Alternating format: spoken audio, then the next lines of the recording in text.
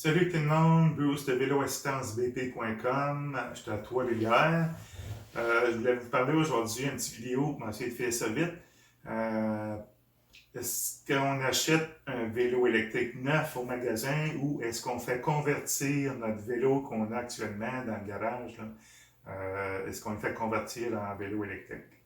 Côté achat d'un vélo électrique au magasin, il faut être conscient de certaines choses. Si vous êtes conscient, et après ça, vous prenez votre décision, c'est bien correct, mais je veux au moins vous conscientiser à ça. Là. OK?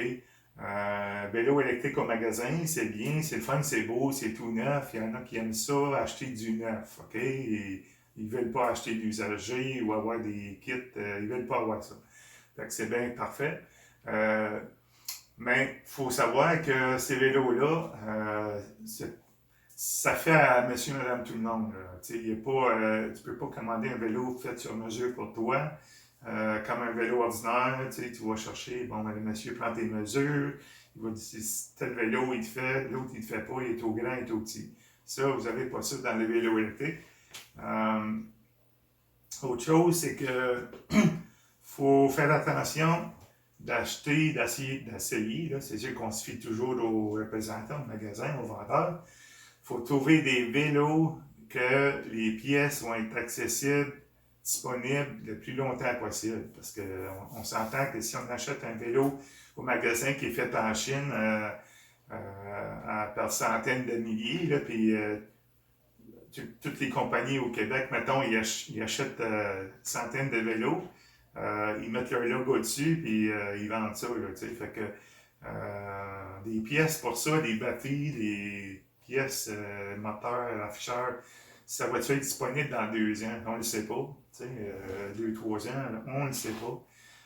Il y en a d'autres que c'est un peu plus certain. Mais il faut poser des questions, puis il faut s'informer de ça. Faut faire nos devoirs là, au niveau des compagnies, où est-ce qu'on c'est fait où et tout ça. Là. Un autre monsieur qui m'appelle cette semaine, il a acheté un fat bike usagé à 2000$. Ma batterie est morte. Fait que, il dit, peux-tu me trouver une batterie? Fait que j'ai trouvé une batterie d'emplacement, oui, mais ça coûte 1000$. Fait que, il dit non, il dit, ça n'a pas d'allure, il dit, je jette pas ça. Il dit, je vais la charger plus souvent, ma batterie. Ben, c'est ça. Fait que quand la batterie va être bien scrap, là, il va faire quoi? On ne sait pas. Il va avoir un beau vélo usagé à 2000$ qui ne marche plus. En autant que vous êtes au courant, je veux vous mettre au parfum de, tu sais, pour prendre une bonne décision quand vous voulez acheter un vélo électrique neuf là, au magasin, il faut regarder certaines choses. C'est pas wow, il est beau, puis il coûte juste 4000$, tu sais, puis faut faire attention parce que dans une couple d'années, là, ça peut être vous pouvez le regretter si vous ne faites pas vos devoirs comme il faut, puis au moins faire un minimum de recherche. Là.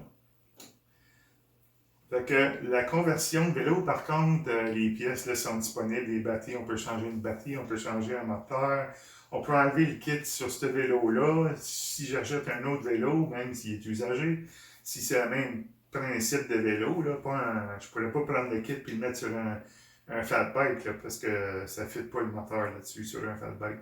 Mais on peut enlever le kit, on le transfère sur un autre vélo sans problème. Puis vous allez être heureux avec ça. Fait qu'on vient de sauver beaucoup d'argent. Là. OK? C'est le plus vert, c'est le plus mieux pour l'environnement aussi de faire ça. Là.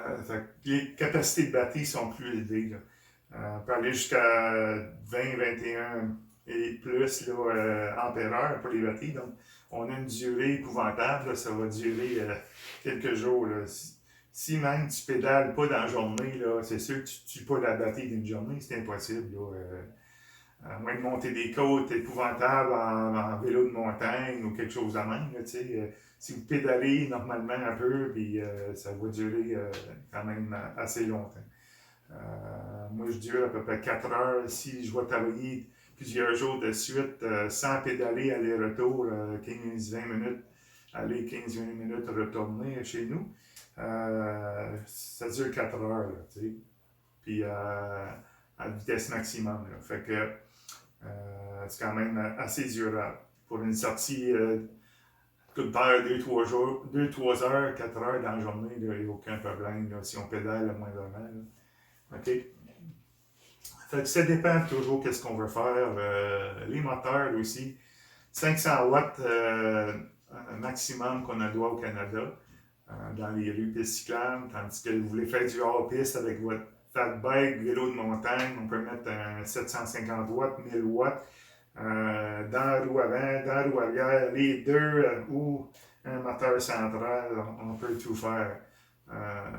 Fait que très flexible, OK? Fait que c'est un peu ça. Je voulais juste vous mettre au courant des pour et les contre de tout ça, là, pour que vous preniez une décision éclairée quand vous pensez que vous voulez acheter un vélo électrique. Est-ce que j'achète neuf ou je prends mon vélo que j'ai? Ouais, je l'achète si j'ai pas de vélo, puis je vais acheter un vélo usagé qui me fait et tout ça. Là. Puis après ça, je le fais convertir. Ça va à votre choix de faire ce que vous voulez, mais au moins prendre une décision éclairée. Donc, merci beaucoup.